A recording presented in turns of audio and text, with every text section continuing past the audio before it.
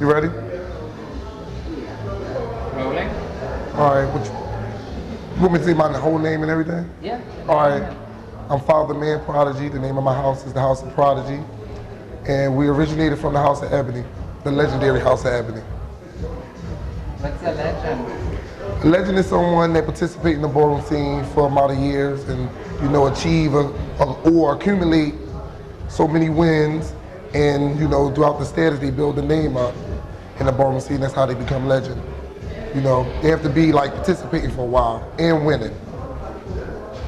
What happened with the splitting you off from Ebony to start your house? All right, well, the splitting of me from Ebony was because basically my mind frame and my former father's mind frame is different. You know what I mean? I wanted to do things my way. He wanted to do things his way. So, I felt like it was time for me. It would have been time for me to start my own house. So I finally had enough nerve to do it, and that's why I wanted to start my own house. It was something that I always wanted to do. I just wasn't ready back then. So then I, made up my mind that I wanted to do it. So that's when I came up with the House of Prodigy. So it was like a natural progression. Right. Okay.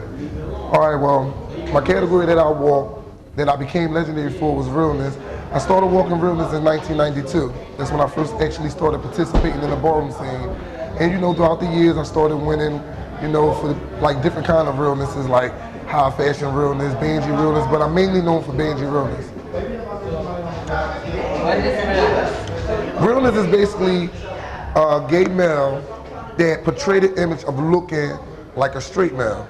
It's like someone that, look masculine, ain't too feminine, dress like regular people dress on the street. Not saying that gay people don't dress like regular people, but basically a guy that look rough, you know what I mean? Such as myself, you know what I mean? And that's what realness is basically, is just a gay guy that portray the image of being a straight guy. That's what realness is. Now, talking from a category point of view, what are some of the trademarks performing and walking on the runway? For runway? Yeah. Well, basically, I don't really walk runway, but trademarks that people make for walking runway, basically outfits, coming up with creative outfits, doing like outstanding like stunts, making up their own stunts, like for us when they walk in, do gimmicks and stuff like that. So that's how they actually, make a trademark for being a particular person that is good in walking runway. What's your personal trademark? My personal trademark is basically when I walk realness, I had the thing of like gritting on my opponent. Like I can like stare, like intimidate them with my look, like just stare at them real hard. So basically that was the trademark for me. When would you chop somebody? When will I chop somebody? Chop somebody. When would you chop somebody? Like if they walk realness? Yeah. Basically, if they came down chewing gum too much, or swinging their arms, or if they act like they can't really do nothing with their hands, like if they keep fondling with their hands and stuff, that's not like basically something that a straight, heterosexual male would do. So I would chop them for that. Or, just a little stuff, probably their eyebrows probably arch, or they probably wear a baseball cap down too low. Those are signs that they hiding something, so I would chop them for that. All right, my duty as a father, I feel like me being a father, I already did my thing in the ballroom scene. So now since I started my own house, I would consider myself more behind the scene for actually participating, walking balls. I feel like I win when my kids win.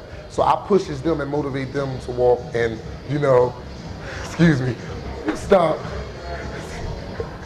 All right, as far as the mission of my house, I just want to be respected in the ballroom scene as a house. Basically like my former house, the House of Ebony. I'm not trying to be like the House of Ebony. I'm not trying to take anything from the House of Ebony. Only thing the House of Prodigy got for the House of Ebony is much love. So basically we are following in their footsteps because that's where I started at. That's where I basically made my name from. That's not where I started at, but that's where I made my name from. So basically I just want respect. I want my kids to win. I want it to feel like a family. So that's my goals for my house.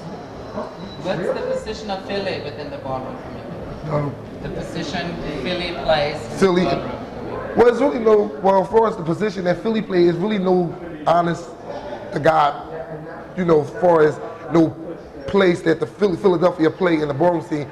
All the cities actually started, it's supposed to be one ballroom community, but being as though everybody live in different cities, each city got their own way of running balls.